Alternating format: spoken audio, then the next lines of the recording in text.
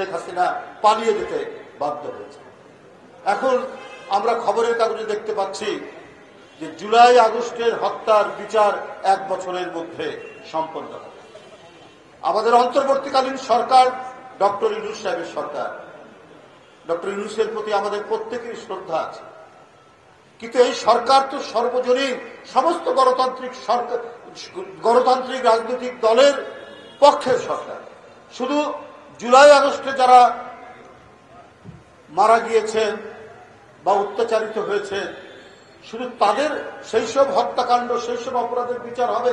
ইলিয়াস আলীর বিচার হবে না? চৌধুরী আলমের বিচার হবে না? 15.5 বছর যারা ক্রস ফায়ারের শিকার হয়েছেন তাদের বিচার করবেন না?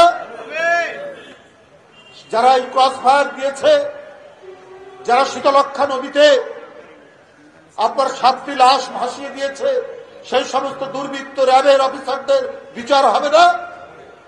15.5 বছর তো গণতান্ত্রিক সংগ্রামের এই নিবেদিত প্রাণ মানুষ যারা পৃথিবীতে বেঁচে থাকলে আরো বড় হতো, সমাজের মধ্যে প্রতিষ্ঠিত ব্যক্তি হতো, তারা আজ পৃথিবী থেকে নেই।